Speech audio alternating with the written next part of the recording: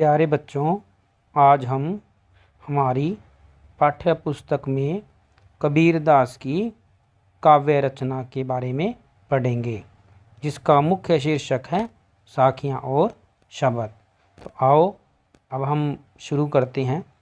मान सरोवर सुभर जल, हंसा केली कराही, मुक्ता फल मुक्ता चुगए, अब उड़ी अनत है जाही। इसके शब्दार्थ देखते हैं हम। मान सरोवर का अर्थ है झील। कबीरदास जी ने इसका अर्थ हृदय लिया है। सुभर का अर्थ है पूरी तरह से भरा हुआ। जल पानी को कहते हैं, और कबीरदास जी ने यहाँ भक्ति शब्द के लिए इसका प्रयोग किया है। हंस पक्षी होता है, लेकिन कबीरदास जी ने जीवात्मा को हंस कहा है। केली का अर्थ है क्रीड़ा करना अर्थात खेलना। मुक्ताफल का अर्थ है मोती।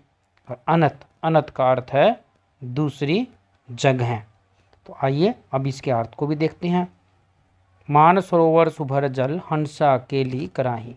कबीरदास जी कहते हैं कि जिस प्रकार मान सरोवर झील पूरी तरह जल से भरी हुई है, हंसा केली कराही, और उसमें हंस पक्षी खेलते रहते हैं। मुक्ता फल मुक्ता चुगे, और हंस उस जल से मोतियों को चुगते रहते हैं। अब उड़ी अनत न जाही, और उड़कर कहीं दूसरी जगह नहीं जाना चाहते। ये तो हम सभी जानते हैं कि जहाँ पर पक्षियों को दाना पानी मिल रहा हो या खाने की वस्तु मिल रही हो, तो पक्षी उस स्थान को छोड़कर नहीं जाना चाहता। इसी प्रकार भक्त का मानसरोवर रूपी हृदय भी भक्ति रूपी जल से पूरी तरह से भरा रहता है, और उसमें जीवात्मा क्रीड़ा रूपी साधना करती रहती है, अर्थात ईश्वर को याद करती रहती है, ईश्वर की भक्ति करती रहती है। जीवात्मा उस भक्ति रूपी मोती को चुगकर आनंद प्राप्त करते रहते हैं और कहीं भी जाना नहीं चाहते। और इसका भावार्थ है कि भक्त को परमात्मा की भक्ति में ही सबसे ज़्यादा आनंद प्राप्त होता है।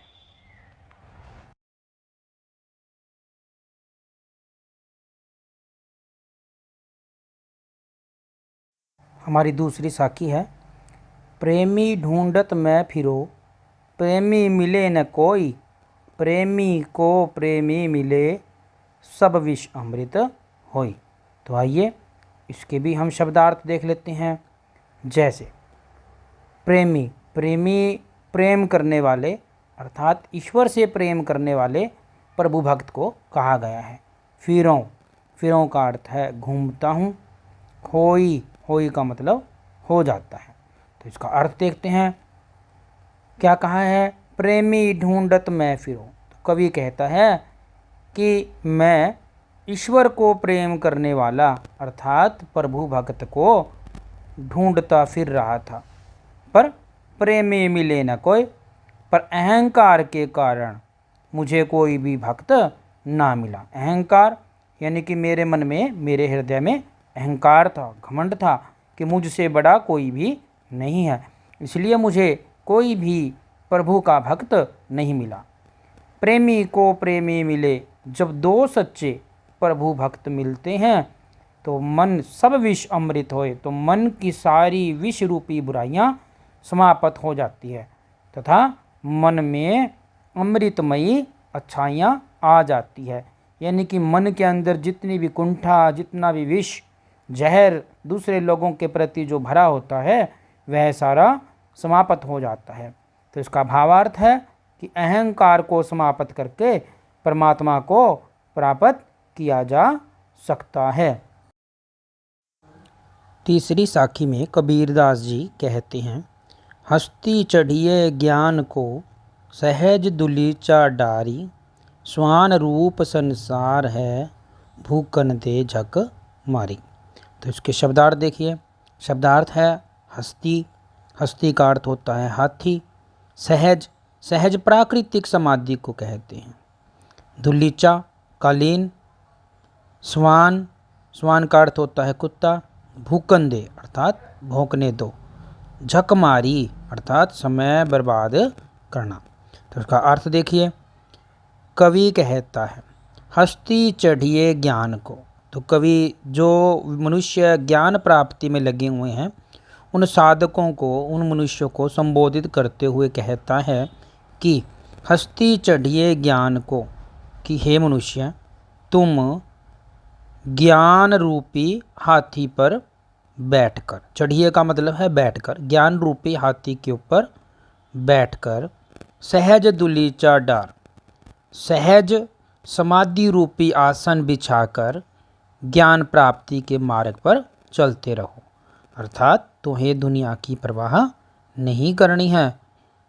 स्वान रूप संसार है, स्वान अर्थात कुत्ता, यानी कि यह संसार तो कुत्ते के समान है।